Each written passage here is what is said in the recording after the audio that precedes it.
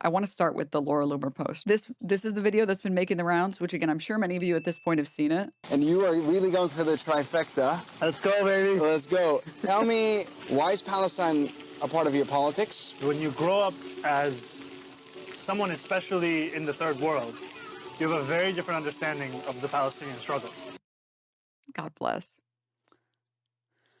Oh, thanks, Graham. Okay, and then Laura Loomer says, honestly, being an Islamist and a communist was enough for me to not want Mamdani in office. He is from Africa, and you can tell in the way he eats. 17 months of mold.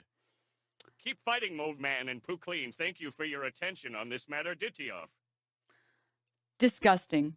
Oh, sorry. And you can tell with the way he eats. Disgusting. My dogs are cleaner and more civilized when they eat than little Muhammad.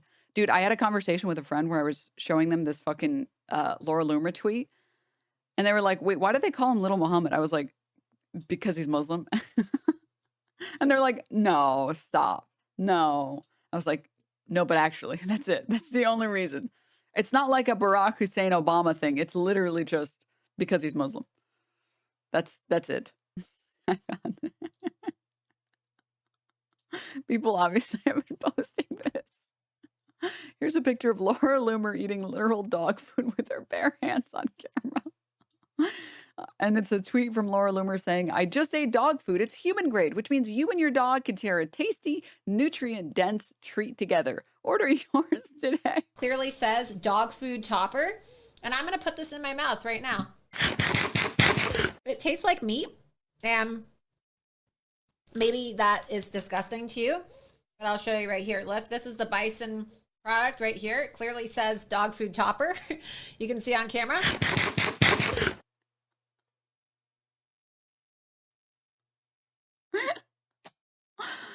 Oh, dude, fucking please. Oh my God. Oh, dude.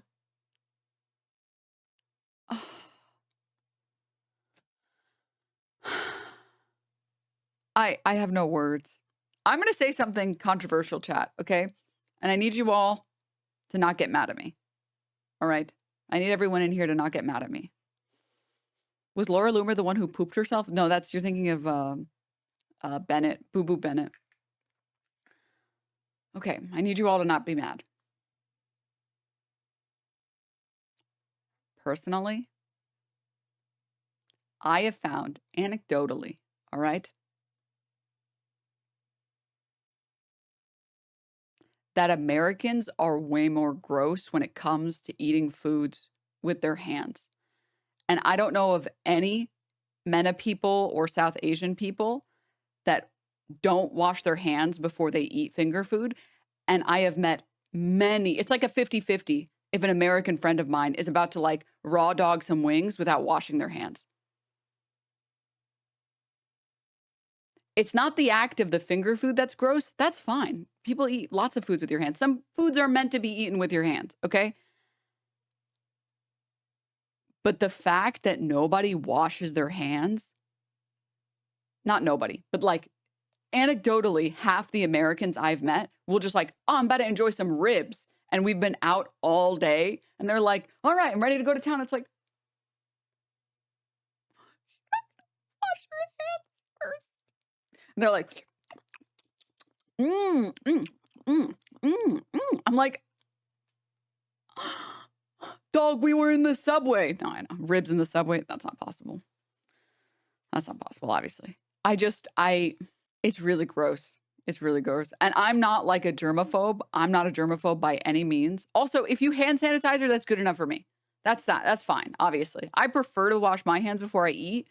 But like, at least, please. Oh my God, carry some hand sanitizer.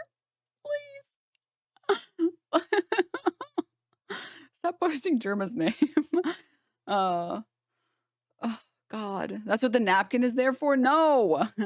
I'll be honest, I do this. I don't care. Okay, but you're also not commenting about whether or not the brown person is gross and dirty and stinky, right?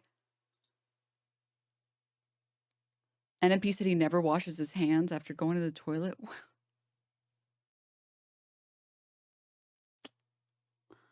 Bro, don't even make me think about that.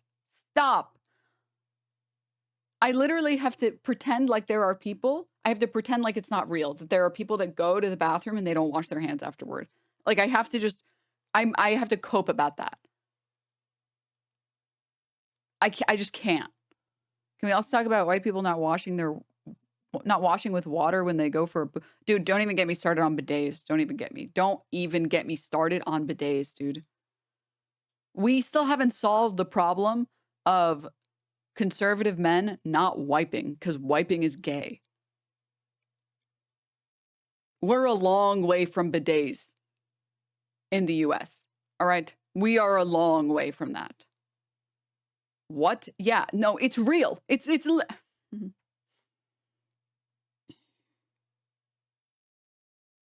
how fried do you have to be, by the way? How fried? You might be a germaphobe just saying. I promise you I'm not. I promise you. It's concerning that you think not washing your hands before eating a finger food is being a germaphobe. That's just good, okay? That's just good. Let it crust. Ew! Literally, you will be banned. Oh my God. Stop. So I thought I would make a little tweet, a fun one, okay? Which is, too many people are talking about Mamdani eating with their hands, and not enough people are talking about Pete Buttigieg, that one iconic Pete Buttigieg photo of him eating.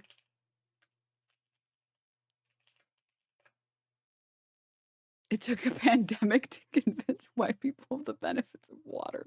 Stop. Anyways, I think not enough people are talking about this photo. Sorry, just to be clear, he's not eating wings. He's eating a cinnamon bun.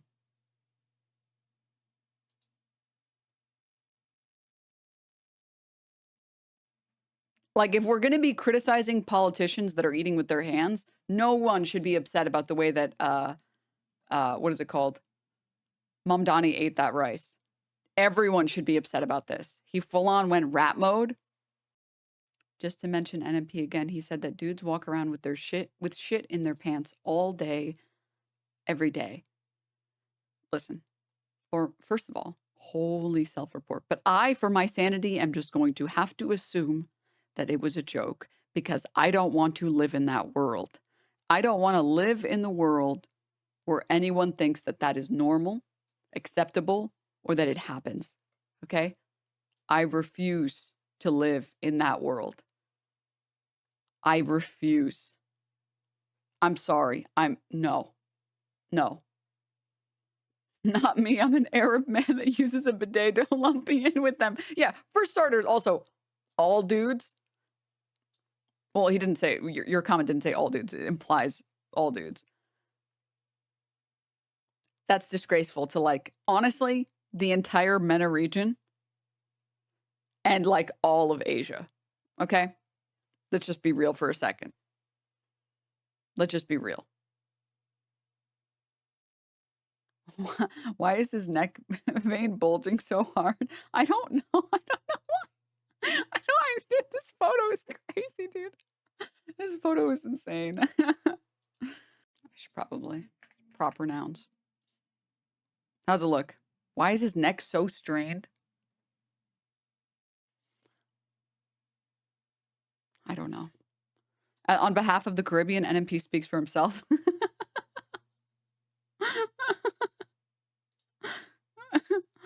Yeah, I will, you know what? I will be brave. Not all men.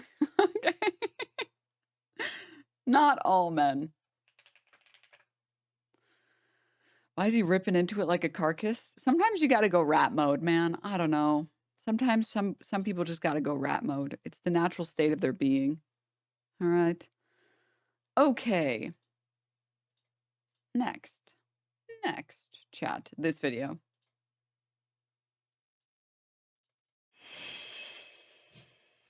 Welcome back. A stunning political upset this week in the race to lead America's biggest city.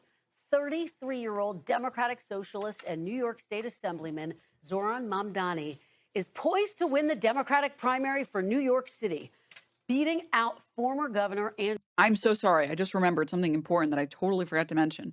Guys, I meant to say this. Big, massive, huge. For mobile users, for people that aren't at their computer immediately, or for people who can't see it very well, we got new sub badges. I've been meaning to do this for like literally since I made the old badges.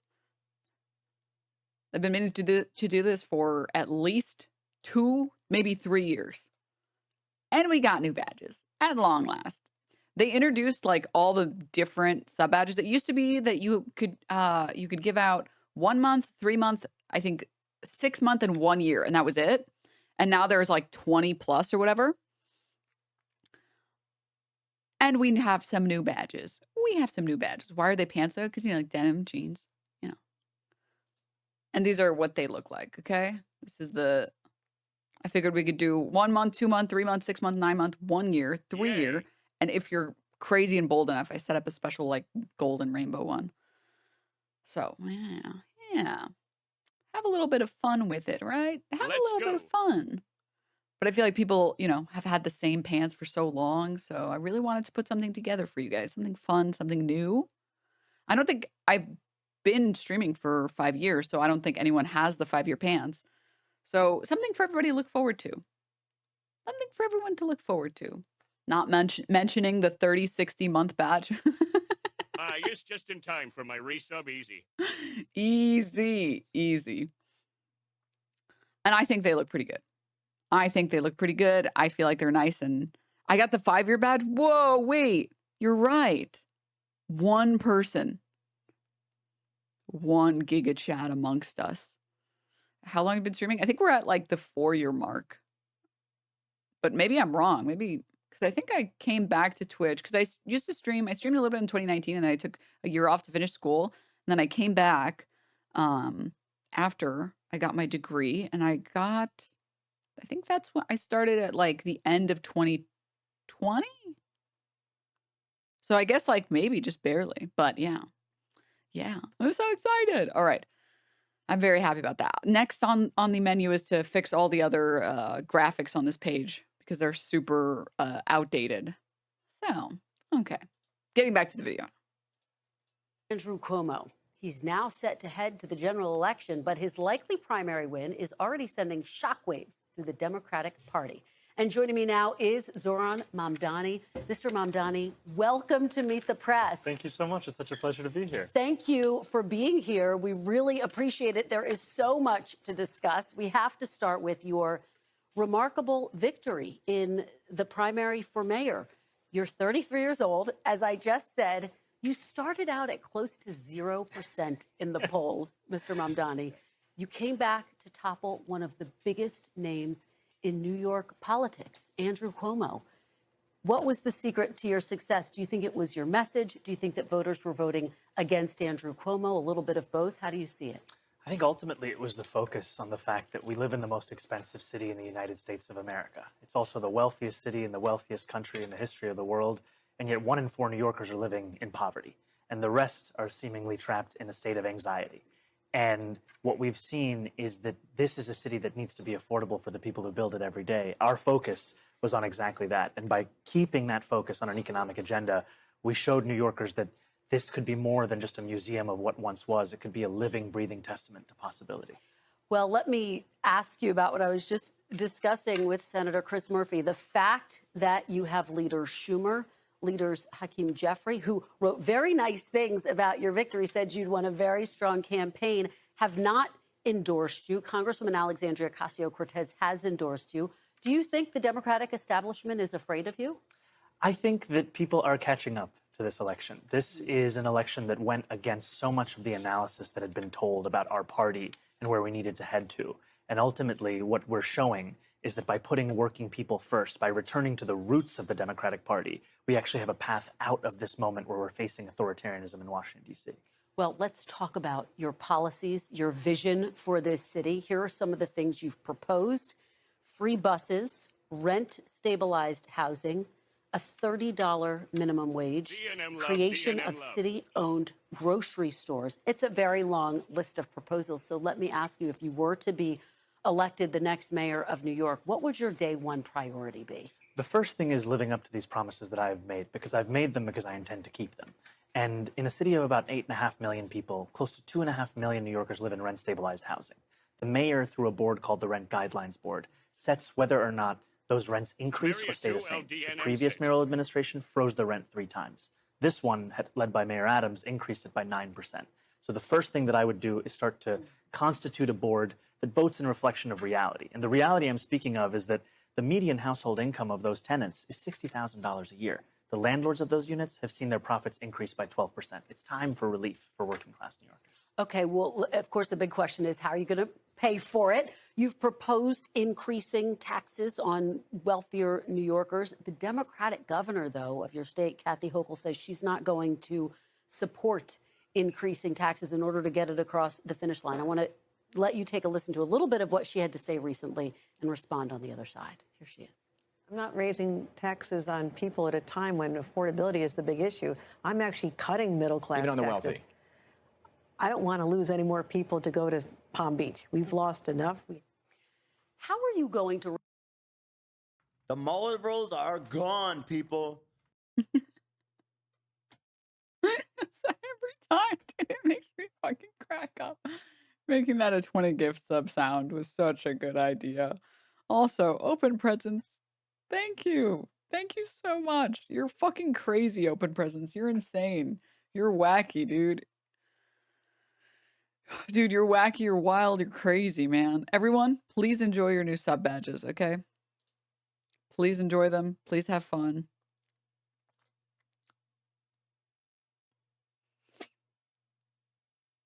Please be pantful. raise taxes if you can't get Democrats to support it?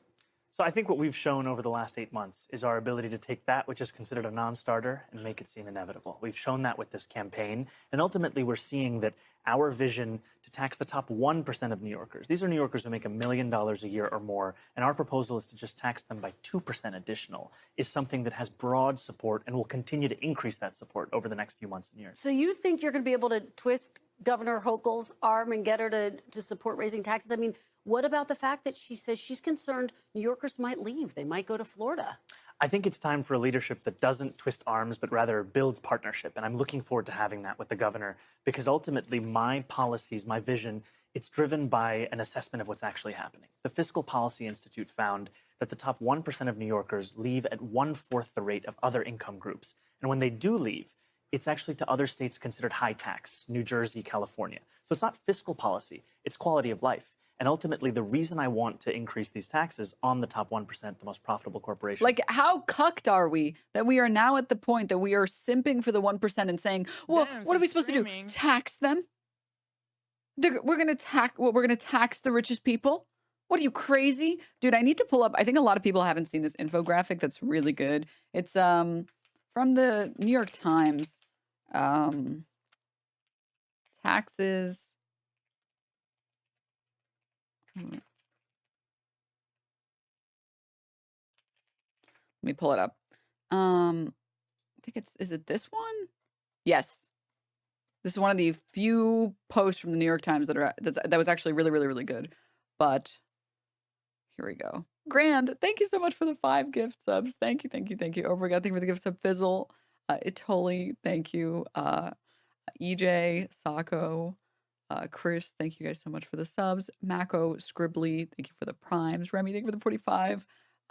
Sternson, thank you so much. Thank you guys. I'm sorry I can't get to everything, but and again, obviously, open presents. Thank you for the hundo. My favorite part is them acting like billionaires are going to move to Nebraska or something to avoid paying like an extra $30,000. Yeah, it's cope. It's literally just talking point garbage. Well, if you tax them a little bit more, what if they leave? The billionaires are going to go leave and live in Montana. Okay, sure. Whatever you say, man. Yeah, all right. In what world, dude? Are you fucking kidding me? Don't threaten me with a good time. Wiener, thank you so much for the tier 1. MY, thank you for the 9 months. Thank you guys. I don't think enough people have seen this graphic. It's this piece from October 6th, 2019. The rich really do pay lower taxes than you. And it's a sliding chart that shows what the tax rate was in the 50s compared to what it is now. 2% of a billion is 20 million, by the way. We can't tax them, though. They'll be really sad if we tax them. And here we have the tax rate for the lowest bracket was consistently under 20%. The lowest 50th percentile was below 20%. And then we reach from like the top 90%, the top 10% rather, excuse me. The top 10% were paying somewhere between 20 to what is this? 99.9, yeah, so 30. So from the the top 10% minus the top 1%, we're paying maybe 30% tax rates. The top 1% was paying above a 30% tax rate. And then the top 0.01%, the Musks of the world, were paying 50 to 70%. That if you were one of the top 400 richest people on the planet, you were paying in the 50s 70% tax rate. And let's see what happens. Oh, okay. Then in the 60s, that drops, and people who are working class and middle class have to start paying more taxes since the richest are paying less taxes. They dropped the top 400 people to from a 70% tax rate to a 55% tax rate. And then as time goes on, the middle class pays even more. And the richest go all the way down to 50%. And as time goes on, in the 80s, we drop below 50%. And in the 90s, we drop below 40%. And they're at 35%. And now the richest at this point, right before 2000, the richest are paying about the same amount that the poorest are paying. And then as time has gone on, now we are officially at the point where the richest people are paying a lower tax rate than you are.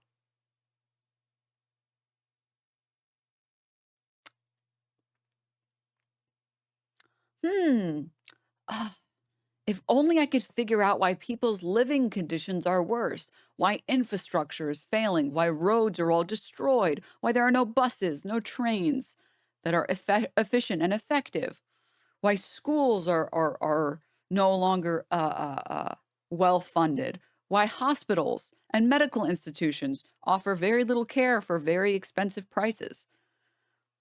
Oh, it must be feminism.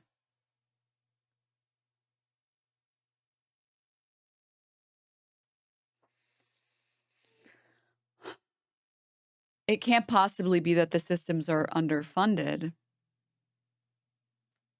That can't be it. It has to be feminism, actually. It's feminism and the illegals.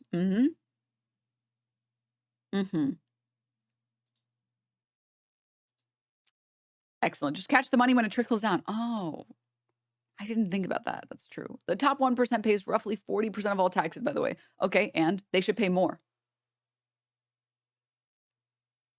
The only way to have a billionaire is if that person who became a billionaire abused a lot of people's labor on the way there. Bezos didn't get the money that he got without first making thousands of workers pee in bottles. Like, you are being exploited. And when you are told, hey, maybe we should raise the taxes on these people who get to enjoy a much better quality of life than you will Denims, ever please stop slandering experience. my good lords. My lords earn that much because they work really hard. And a peasant such as I will dream that one day I can rise to my lord's status because that definitely will happen. Smile. No, don't tax me, Lord. My Lord, please.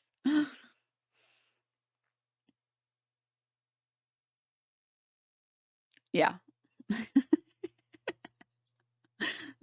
The sickness that no ethics in video game journalism inflicts on society. This is actually, people's quality of life is not being impacted by lower tax rates for the richest people. It's actually ethics in video games journalism. Shut the fuck up. Is that Jordan Peterson crying meme with Piers real? Oh, that's another thing I wanted to talk about as well. Is that image real? The one of him looking literally like a lobster? That has to be edited, right? Like they made him redder.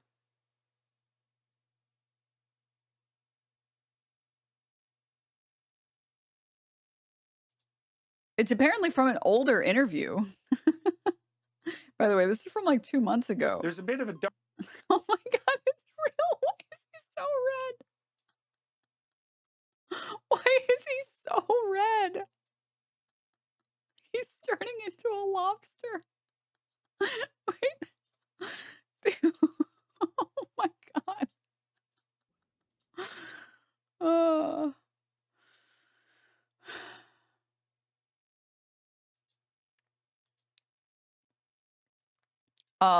The 1% or 20% of the US income base and pay the highest tax rate. Are we all confused? There is such a thing as an effective tax rate. When you take a look at how much these people get to not write off, because that's a term that's overused. It's not write-offs exactly. Like this is a common misconception that they donate money so that they can write it off, but that doesn't make any sense. It's just literally the money that you aren't receiving, you're not going to be taxed on it, obviously. But there's a really good Vox video that explains it in easy layman terms and also has this really, like a lot of really good diagrams to explain it. But basically there are a lot of tax loopholes that allow you to avoid paying taxes. And the richest people exploit the shit out of these systems because they're the ones who fucking wrote these systems in. And they abuse the fuck out of government subsidies. So not only does the government end up lining their pockets, but they don't give anything back. Tesla would not exist if not for government subsidies. They had to take millions of dollars from the US government. Tesla, in order to succeed, they had to tax you, me, and everybody else in here so that Tesla could succeed, so that SpaceX could succeed. And when it's their turn to pay back into the system, to give back to the people who gave to them, they don't.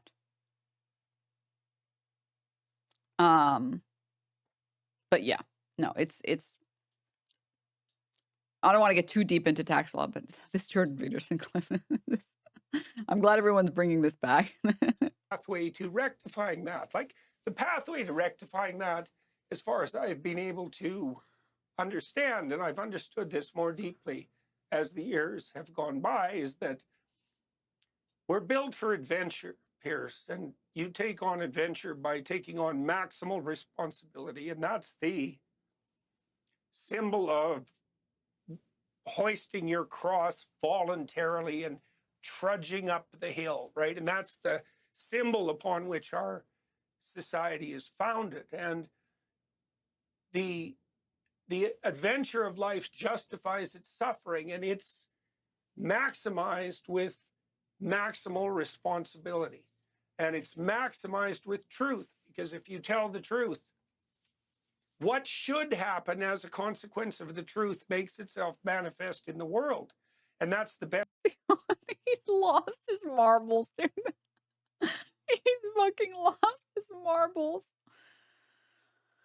Oh, correct, but wealth and income are different. I mean, yeah, that's why. I mean, at this point, there are so many rich people in the United States. There are more billionaires than there have ever been. The Marlboros are gone, people. Thank you for joining Game Subs. At this point, the problem is that, like, yes, obviously, you should have progressive tax systems that tax the highest earners more money. It's just a better way to build your society. But a lot of millionaires and billionaires now don't necessarily get a lot of their money from income, like directly from, you know, being the CEO of whatever company. A lot of it at this point is like wealth accrual and like assets appreciating in value. And that's why there are, I mean, Elizabeth Warren, despite being a snake, did have this proposition for a really good wealth tax. And it was like a small, like 2% wealth tax, which is below the rate at which millionaires and billionaires accumulate more wealth. That's like at a 6 to 7% rate. And that's being conservative with those figures. And that's why it was introduced. It's never going to pass, obviously, because fucking corporate shilling. But that is the way to go. A wealth tax in combination with increased income taxes on the super wealthy. And the policy was really good. It talked about how it was tried in a lot of different European countries and how to amend a lot of those problems. Like one major one is how do you efficiently, effectively, and like cost efficiently tax people's assets.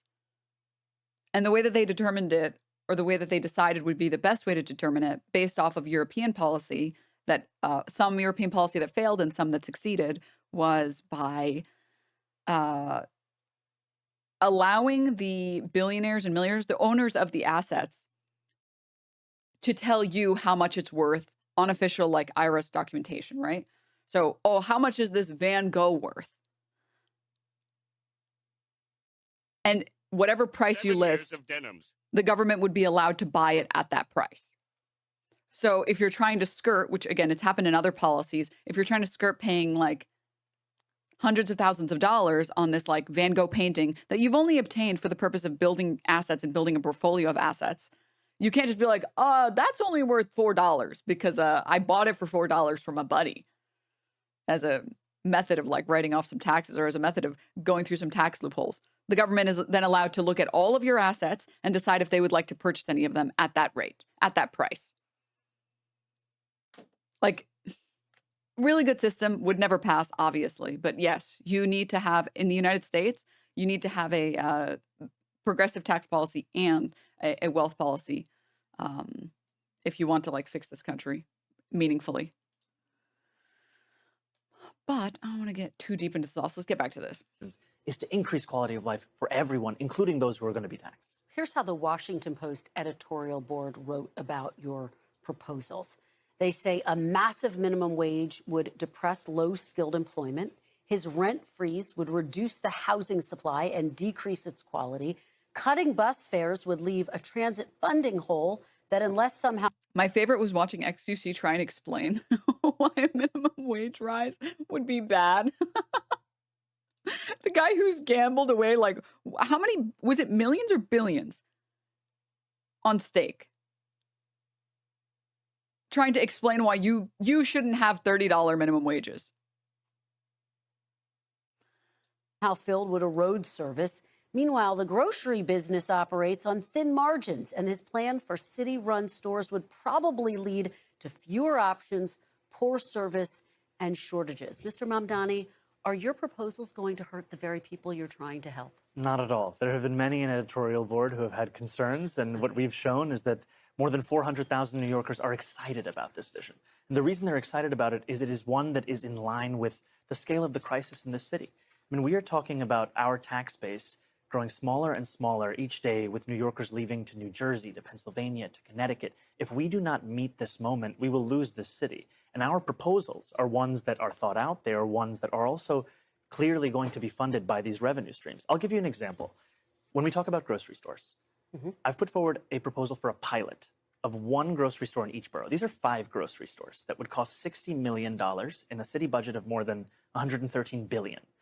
And ultimately, the reason that we are so excited by them is we've seen that they've worked in Kansas. We've seen that when a feasibility study was done in Chicago, it was shown to be something that was not only feasible, but pressing and urgent in an urban setting. And finally, it costs less than half of what the city's already set to spend on subsidizing corporate supermarkets without any guarantee. Here it is. I found it. Juicer jump scare, sorry. But I heard the mayor of New York wants to have a $30 minimum wage. $30? Oh, bro, this guy's off the rockers. By 2030, but even then, though, what will change in 4 years that would warrant a $30 minimum?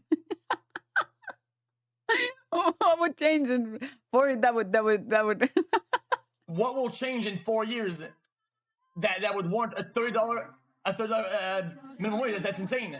But I heard the...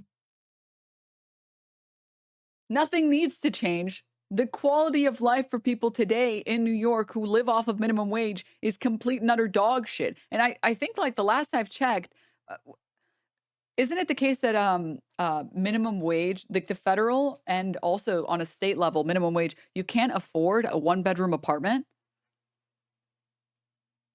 I'm trying to see if I can find it.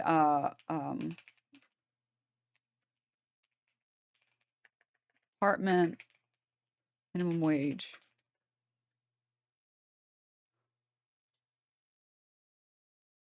This one. Minimum wage earners cannot afford to rent a one-bedroom apartment across the country. This is from 2024. How do I get this shit on my screen?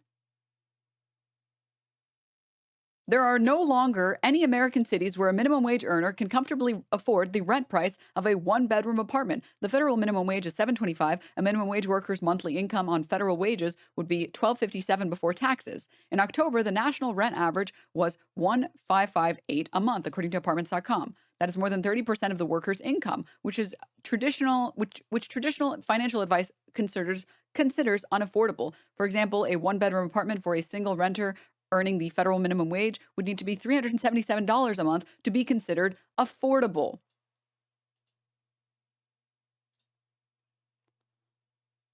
Rent is unaffordable for minimum wage earners in major cities. And then it has a visual. I can't tell what the visual is because there's no fucking chart here. Oh, here. And then it also shows, I believe, yeah, it also shows what the rate is per city. So here's New York, $16 minimum wage. Typical one bedroom is $2,300. Percent of a minimum wage worker's income used to rent a one bedroom, 84%.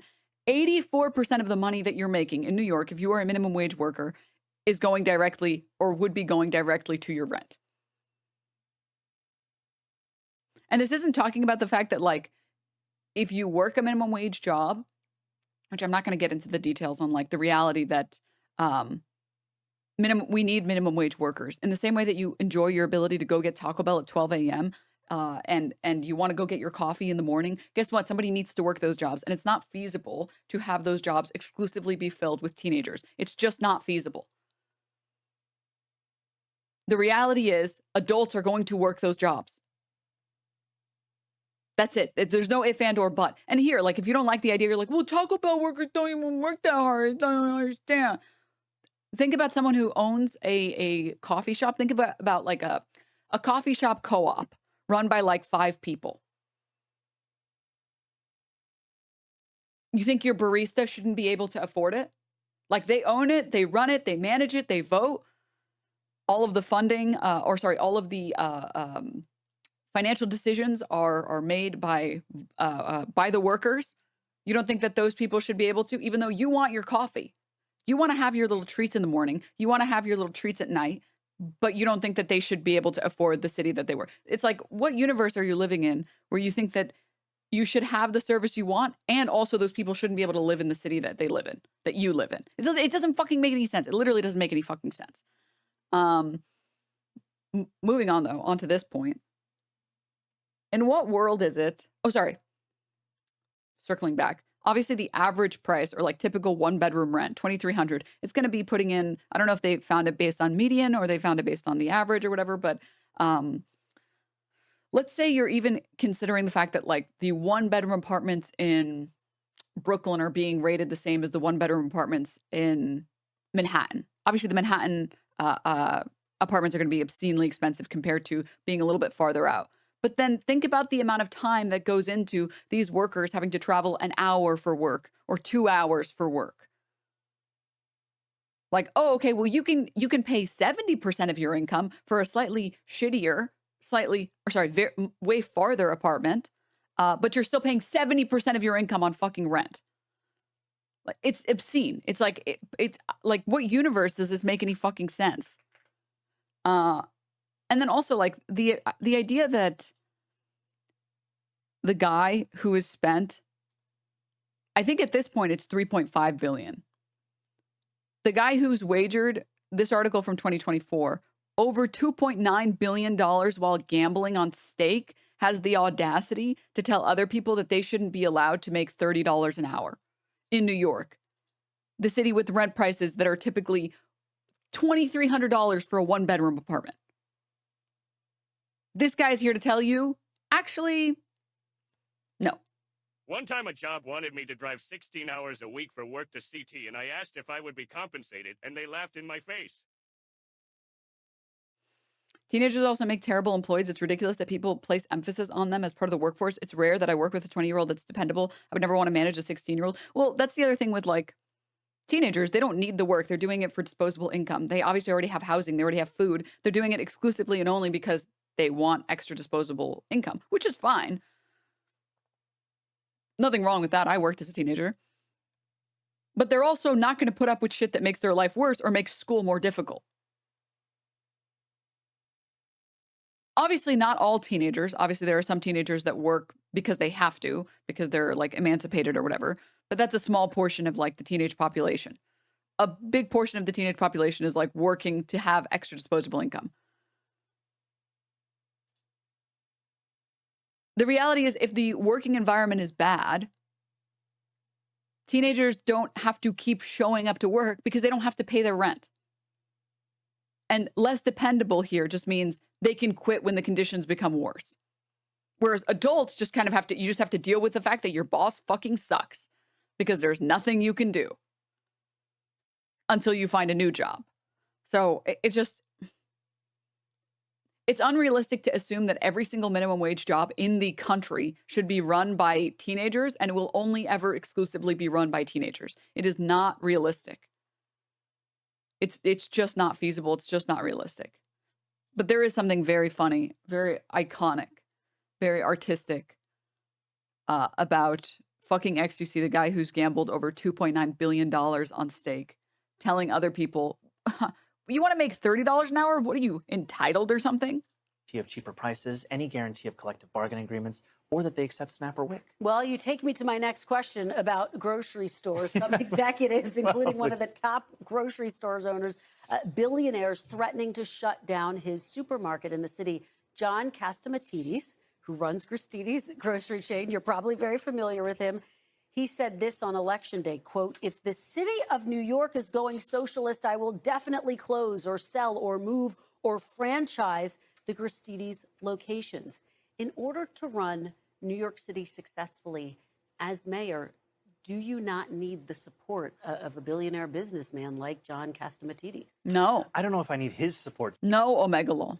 Specifically, but I want to make clear that my vision for this city is a vision for every single New Yorker, including business leaders across the city. And the reason I say that is that my proposals, even the ones to increase the top corporate tax rate of New York to match that of New Jersey, are ones that would also benefit those business leaders. Because when I have conversations with them, what I also hear is the just how expensive this city is preventing them. Do you remember when these same idiots were like, well, McDonald's is going to leave the entirety of Europe. There will never be another McDonald's in any European country ever because they have a high minimum wage. First of all, not true. If there's any profit margin at all, companies will stay there. This is just like, would you rather make $100,000 profit or $10,000 profit? 100. Are you going to stay in business if you're still making profit? Yeah, obviously. Why would they close locations that are still making them money, just making them less money? That's stupid. It's just the dumbest thing on the fucking planet. Big Mac Index is sort of silly, but it underlies their bullshit. Exactly. And then also, oh no, McDonald's isn't going to be available anymore. The horror. We might get real food. There might be a market open for people who can run a business and pay workers a living wage that is actually food. For attracting and retaining the talent they need to grow their business. And ultimately, I'm looking forward to having those meetings, having those... And yeah, like, that's the point that I'm highlighting here. The idea that, like, well, the billionaires are going to take their business away. Okay, well, then they're going to reopen that market for new people to move in and replace them, to replace that business. If they're, I mean, this is like, it's also so, it's so disingenuous because the capitalists who push this propaganda are the same capitalists who will live and die by supply and demand. And supply and demand dictates that if there is a market for something and nobody else is meeting that market, Someone will come in to meet that demand. Someone will provide the supply for that demand. God.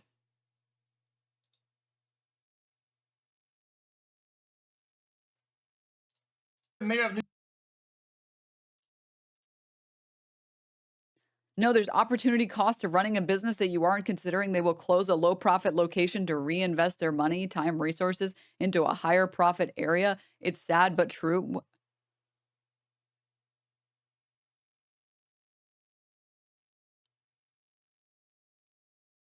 But closing the location doesn't suddenly magically provide them money to open new locations. Why would they close a performing opportunity cost is not the factor here. Opportunity cost might be the factor for opening new businesses, not for closing businesses. Opportunity cost might mean that McDonald's, when deciding if they want to open another location in New York or if they want to open a location in like Idaho, might end up choosing to open one in Idaho. But as long as they're running a profit, it would be financially bad for them to close that business. That doesn't.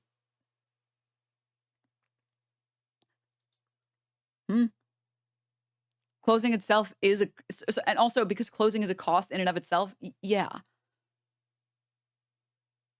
I live in Canada because we weren't I had a job at an American company that shut down because we weren't profitable enough. Okay, but that's the point that I'm making. These companies will still make profit.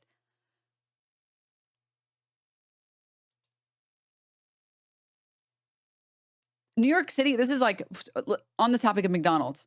Anyone here who's been to a major city who lives in or their residence is in a lower density city. Name is Mamdani. M-A-M-D-G-N-I.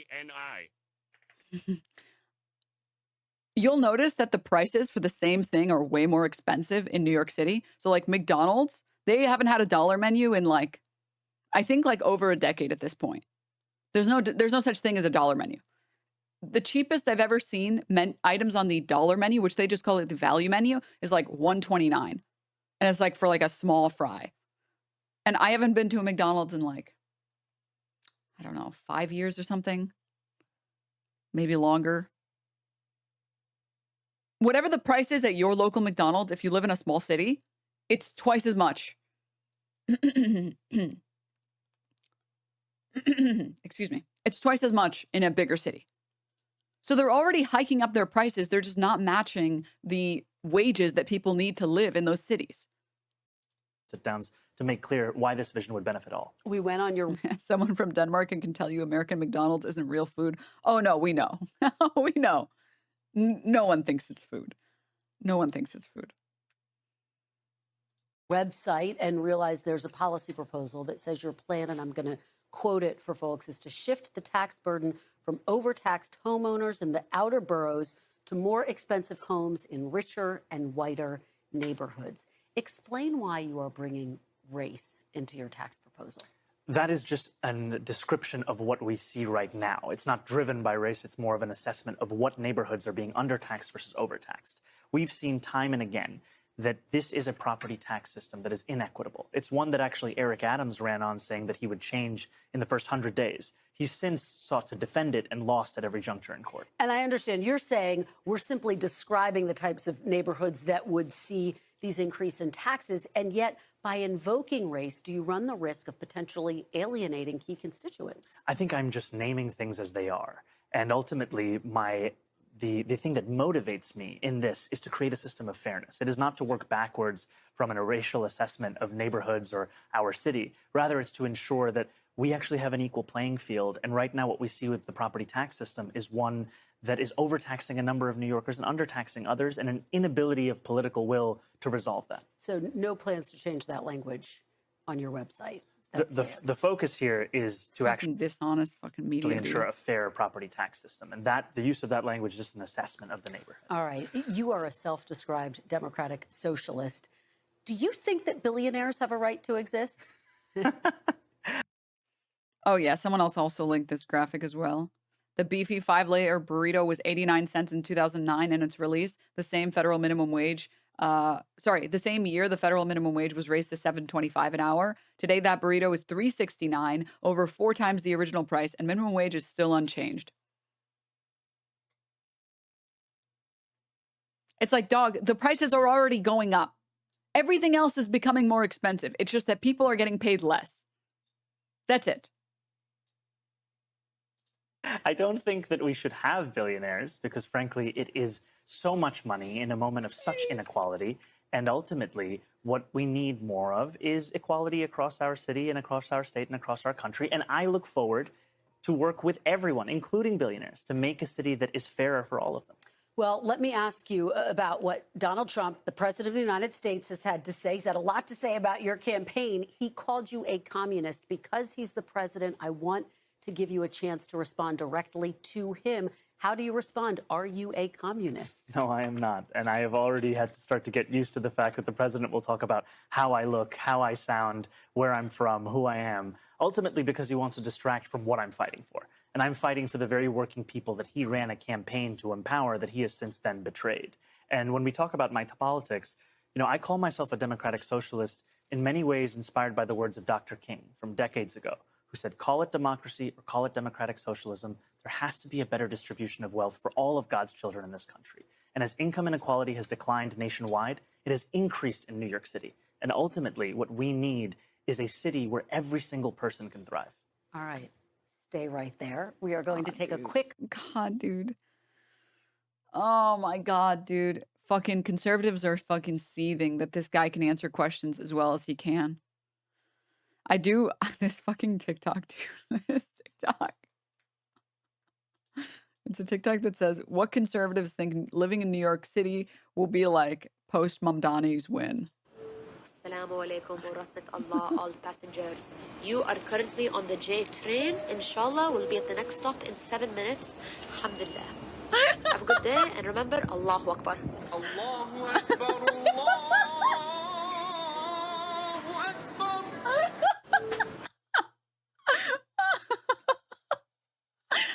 Inshallah, we'll arrive at the next station in 7 minutes. Assalamu alaikum wa rahmatullah, all passengers. You are currently on the J train. Inshallah, we'll be at the next stop in 7 minutes. Alhamdulillah. Have a good day, and remember, Allahu Akbar. Allahu Akbar, Allahu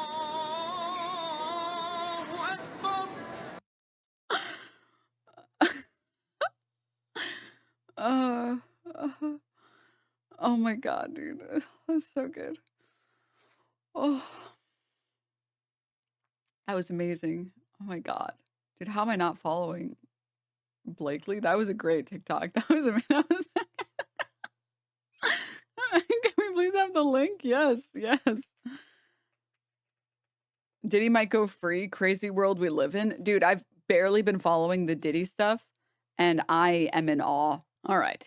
Out of curiosity, do you speak Arabic? Yes, very poorly. Very poorly.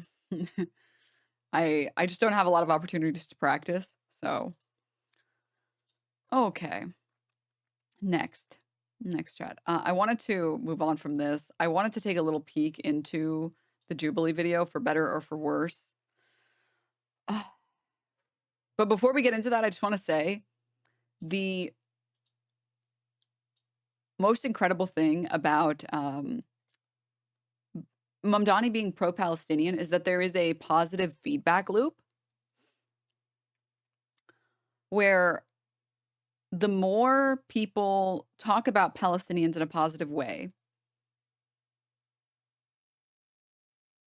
the more pro-Palestinian people want to support those people, and the more popular those positions become, the more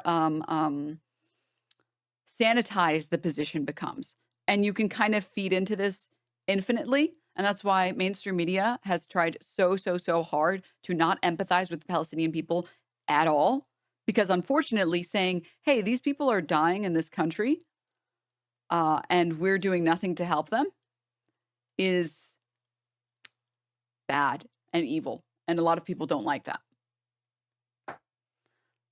This morning, Zohran Mamdani is officially the Democratic nominee for New York City mayor. And he's now facing new attacks from President Trump. The president is now threatening to arrest Mamdani if he blocks immigration arrests in New York City, something that Mamdani has promised to do. But there is a lot more and a lot more questions about, as he is now continuing to campaign, that Mamdani is also facing continued and serious questions about his stance on Israel. CNN's Harry Anton is joining me now and is running the numbers on this, taking this and looking also more broadly, because it speaks to the broader views in Democratic politics specifically, also speak to what's going on with Mamdani and this race for mayor in New York City. Yeah, absolutely true. I mean, look, Andrew Cuomo during the primary attacked Mamdani as being insufficiently pro-Israel. I'm not quite sure the former governor understood how much the politics have changed around this issue among Democrats. What are we talking about here? All right, who Democrats sympathize more with, Israelis or Palestinians? In 2017, the Democratic Party was a pro-Israeli party. Look at this. They sympathized with the Israelis by 13 points, more with the Israelis than the Palestinians. But look at this sea change. Now Democrats sympathize more with the Palestinians by 43 points. Oh, my God. Oh, I just can't fathom why Kamala saying I'm speaking was not popular. I just don't get it. I just don't understand. Welcome, Jay. I for one am in awe that message did not resonate with the Democratic Party, that the plus 43 point Democratic Party saw Kamala's behavior and said, I don't want to vote for that, actually. I don't want to vote for that. No, it's got to be anti-Semitism. That's what it has to be. It can't possibly be that the Democrats will continue to lose until they actually potentially listen to their constituents. That is a change in the margin of 56 points over the course of just 8 years. So, how big of an issue is Israel-Palestine to Democratic voters, though? Democrat voters, the YouGov poll post Kamala's loss showed that she lost. It showed that of people who voted for Biden but didn't vote for Kamala, what reason did they have for not voting? And I believe in first place was her response towards Palestine and Gaza, more specifically, her lack of empathy towards the Palestinians and her statement that she wouldn't do anything differently from Biden. And that was a substantial number of voters. It was like if she had actually taken a stance on that position, those millions of voters would have been enough to win her the popular vote and almost certainly win her enough states, swing states as well.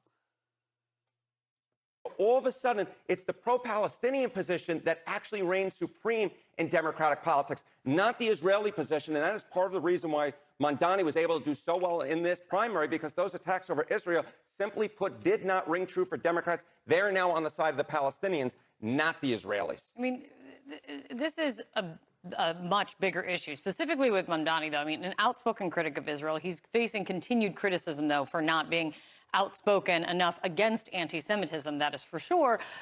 But on this, talk about Democrats and how broadly how this really is shifting. Yeah, so, you see this among Democrats overall, right? But we know that Mamdani's base was young. Sorry, really quickly. I always forget that we have a couple hate watchers that we keep in here just as fun pets. This guy. You're considering how much of a fool you are. This guy, in response to me talking about her losing because of Gaza. No. I mean, for people who haven't seen it, this was the poll done by YouGov, January 15th of this year. It says when Biden 2020 voters who did not vote for Harris in 2024 were asked, which one of the following issues was most important in deciding your vote? They selected at 29%, ending Israel's violence in Gaza. That almost a third of people who voted for Biden but didn't vote for Kamala cited Israel as the reason why. Cited Israel as the most important reason why. Unless you don't trust YouGov polls, in which case, you're fried, dude. Younger voters within the Democratic Party. And so I want to break it down with younger Democrats. Correct. So take a look here. Who age 18 to 49 Democrats sympathize more with, the Israelis or the Palestinians? Again, in 2017, Younger Democrats sympathize more with the Israelis by 14 points. Look at this shift now. Palestinians, they sympathize more with the Palestinians by 57 points. That is an over 70-point shift in the margin in just a... This is crazy. People under 50 being plus 57 on being pro-Palestinian. That is a 71-point shift over, what,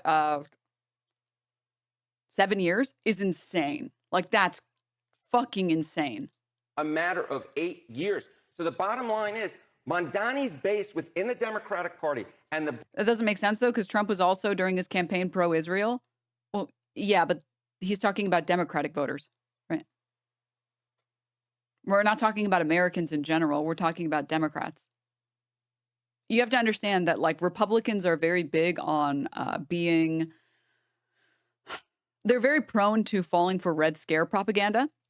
And they're very prone to falling for post 9/11 propaganda. I mean, please just take a look at the way that people have been calling Zohran Mamdani Little Muhammad, which is only racist, which is only Islamophobic.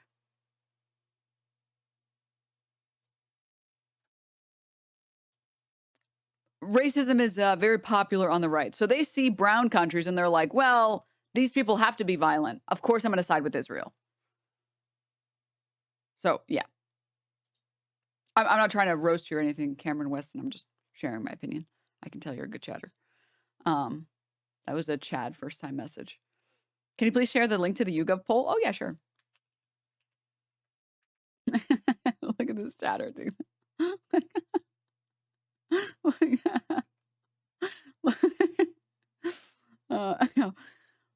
Lawsuit, yes. Same talking point. I understand you can't come up with anything original. I also wasn't referring to that point, but those polls really helped you during the last election. How many had Kamala ahead? They were all wrong, just like you are. Your OF brain can't comprehend nuance. This is because this guy was proven wrong about this poll. Because I said that people didn't vote for her because of Gaza, that was the #1 reason that Biden voters didn't vote for Kamala. And he said no. And now he's like, well, yeah, well, you don't understand nuance.